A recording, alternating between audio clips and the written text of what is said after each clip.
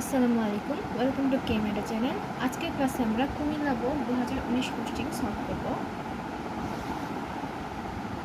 তো এটি হলো কেমিস্ট্রি সেকেন্ড পেপার, প্রথম অধ্যায়ের পরিবেশ রসায়ন চ্যাপ্টারের। এখানে উদ্দীপক দেওয়া আছে। উদ্দীপকের তিনটি সমীকরণ দেওয়া আছে। প্রথম সমীকরণে নাইট্রোজেন, অক্সিজেন এর ফলে বজ্রপাতের ফলে কি উৎপন্ন হয়, এবং এটি অক্সিজেন দিলে 50 ডিগ্রি সেলসিয়াস তাপমাত্রায় ডি গ্যাস উৎপন্ন হয়। তো আমরা দেখি গ নম্বর প্রশ্নে কি বলা হয়েছে। গ নম্বর প্রশ্নে বলা হয়েছে 30 ডিগ্রি সেলসিয়াস তাপমাত্রায় জেড গ্যাসের বর্গমূল বর্গবেগ আরএমএস নির্ণয় করো। তো এই জেড গ্যাসটি আছে আমাদের 3 নম্বর সমীকরণে।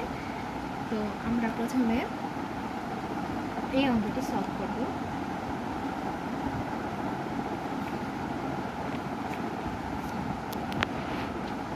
তো চলো অঙ্কটি শুরু করা যাক। 3 নম্বর সমীকরণটা আমরা এখানে দেখি। 3 নম্বরে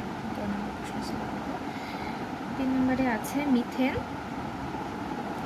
অক্সিজেন। মিথেন প্লাস অক্সিজেন এটাকে যদি হিট দিই তাহলে উৎপন্ন হবে পানি ও কার্বন ডাইঅক্সাইড।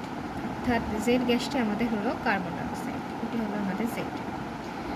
তো যেহেতু আমরা পেয়ে গেছি এটা কোন গ্যাস, এখন আমরা এই গ্যাসের জন্য আরএমএস নির্ণয় করবো। তো আমরা প্রথমে সাইড নোটগুলো লিখে নিই। সাইড টি, এখানে তাপমাত্রা দেওয়া আছে 30 ডিগ্রি সেলসিয়াস। 30 ডিগ্রি সেলসিয়াসের জন্য আমরা বের করবো। 30 ডিগ্রি সেলসিয়াসের জন্য এটা হবে কেলভিনে 303 কেলভিন। এটাকে আমরা 273 দিয়ে যোগ করলেই কেলভিন বের হয়ে যাবে। এটা আমরা এর আগের ক্লাসে শিখেছি। তো কার্বন ডাইঅক্সাইডের মোলার ভর আমরা জানি 44। তো এটাকে কেজি পার মোলে কনভার্ট করে নিতে হবে, যেহেতু এটা গ্রাম পার মোলে। কেজি পার মোলে করার জন্য এটাকে 1000 দিয়ে ভাগ করতে হবে। তাহলে আমরা এভাবে লিখতে পারি 10⁻³ কেজি পার মোল। তো আরএমএস নির্ণয়ের ক্ষেত্রে আর এর মান নিতে হবে। এখন আমরা যদি ভরটাকে কেজিতে নিই তাহলে আর এর মান নিতে হবে, অর্থাৎ মোলার গ্যাস ধ্রুবকের মান নিতে হবে 8.314। 0.0821 কিন্তু নেওয়া যাবে না। 0 kelvin per inverse, mole per inverse. এখন আমরা আরএমএস বেগ নির্ণয় করবো। আরএমএস বেগ সি ইকুয়াল টু হোয়াট। তো আমরা আরএমএস এর সূত্র জানি যে C equal to 3RT divided by M. এই রুট বর্গমূল চিহ্নটা ভালো করতে হবে। 8.314 তাপমাত্রা কেলভিনে 303 আর আণবিক ভর 44 × 10⁻³ এই ম্যাথটি ক্যালকুলেট করে দাঁড়ায় 414.43 মিটার পার সেকেন্ড। তো এটি হলো আমাদের গ নম্বর প্রশ্নের অ্যান্সার। এখন দেখি ঘ নম্বর প্রশ্নে কী বলা হয়েছে। ঘ নম্বর প্রশ্নে বলা হয়েছে উদ্দীপকের 1 ও 2 নং বিক্রিয়ায় উৎপন্ন গ্যাসের মধ্যে কোনটি পরিবেশের জন্য উপকারী। তো এখানে 1 আর 2 সমীকরণের জন্য সমীকরণটা আগে সলভ করে নেব। বি গ্যাস কি, ডি গ্যাস কি, ই গ্যাসটা কি। তো এটা লেখা, এটা আমি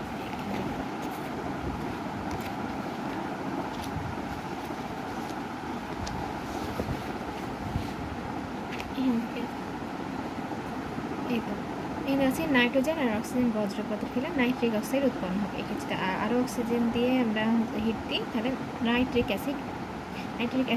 নাইট্রোজেন ডাইঅক্সাইড উৎপন্ন হবে। 2 নম্বর সমীকরণে কপার সালফাইড অক্সিজেনের সাথে বিক্রিয়া করলে কপার অক্সাইড ও সালফার ডাইঅক্সাইড উৎপন্ন হবে। অর্থাৎ এখানে আমরা বি, ডি আর ই গ্যাসটি বের করে নিয়েছি। তো উদ্দীপকের উৎপন্ন গ্যাসদ্বয় হলো নাইট্রোজেন ডাইঅক্সাইড ও সালফার ডাইঅক্সাইড। এদের মধ্যে উভয়ই পরিবেশের জন্য ক্ষতিকর হলো নাইট্রোজেন অক্সাইড পরিবেশের জন্য বেশি ক্ষতিকর। কারণ তা আমরা এখন দেখে নিই। বজ্রপাতের সময় আমরা যদি 3000 ডিগ্রি সেলসিয়াস তাপমাত্রায় বায়ুস্থ নাইট্রোজেন ও অক্সিজেন মিলে নাইট্রোজেন অক্সাইড উৎপন্ন হয়। এই নাইট্রিক অক্সাইড বায়ুর সাথে অক্সিজেন দ্বারা জারিত হলে নাইট্রোজেন ডাইঅক্সাইডে পরিণত হয়। পরবর্তীতে নাইট্রোজেন ডাইঅক্সাইড বায়ুর অক্সিজেন ও বৃষ্টির পানির সাথে বিক্রিয়া করে এটি নাইট্রিক অ্যাসিড উৎপন্ন করে, যেটি অ্যাসিড বৃষ্টিতে ভূমিকা রাখে। তো বিক্রিয়াগুলো লিখতে হবে। নাইট্রিক অক্সাইড অক্সিজেনের সাথে বিক্রিয়া করলে নাইট্রোজেন ডাইঅক্সাইড উৎপন্ন হয়। এটি পানির সাথে বিক্রিয়া করলে নাইট্রিক অ্যাসিড উৎপন্ন হবে। এভাবে সৃষ্ট নাইট্রিক অ্যাসিড বৃষ্টির পানির সাথে মিশে যায় বলে লঘু অ্যাসিড হিসেবে ভূপৃষ্ঠে পতিত হয়। এই অ্যাসিড লঘু হওয়ায় এটি পরিবেশের কোনো ক্ষতি করে না, বরং এটি প্রকৃতির আশীর্বাদ রূপে বিবেচিত।